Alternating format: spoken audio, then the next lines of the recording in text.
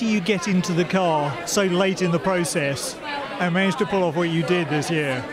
Yeah, it was not well. It wasn't too hard actually. I managed to. Getting the last-minute call was a real surprise. I was really excited. Fortunately, it was with Jota, a team that I knew very well and knew the car from last season.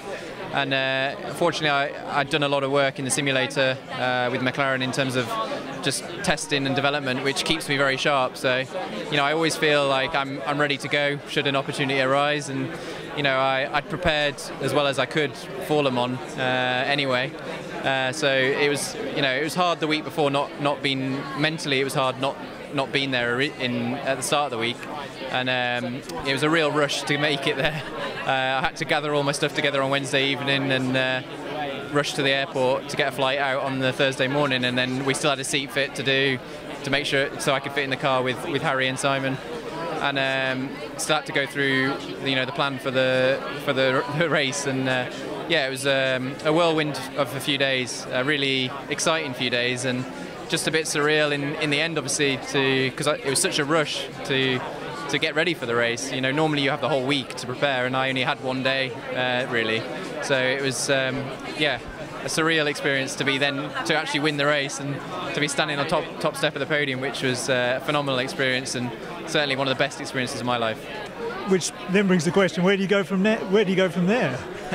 Well, yeah, I mean, to win at Le Mans in your class is a phenomenal experience, and to finish fifth overall as well. It was I think the highest LMP2 car ever. So it was, that's a great achievement. But I want to go and win the race outright, and hopefully get an opportunity to drive in LMP1 and to try and win Le Mans outright. That would be my dream. And how was it for you in the closing laps? Because knowing what happened at Silverstone with the big crash and everything like that, how was it? How did you keep your nerve trying to come towards the end? Yeah, I mean, most of the times you get in the car, you obviously feel. I don't feel too many nerves these days, but I must admit I did feel a few nerves before that final two stints, and Harry had got us up into second. We were only a couple of seconds behind the leader, so I knew that we had a chance to win.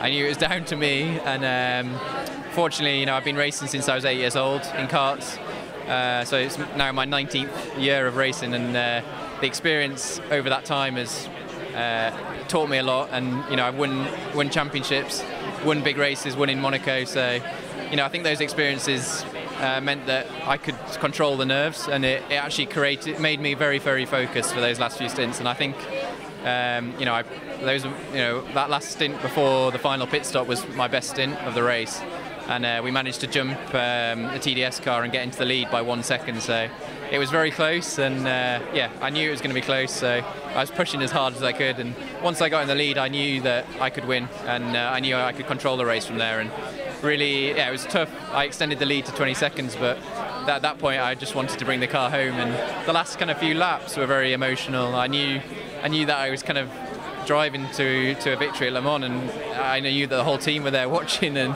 I knew that it was I just wanted to bring the car home for them. And Jota have worked so hard. They've done such a good job with the car last year when I was driving for them, but also this year.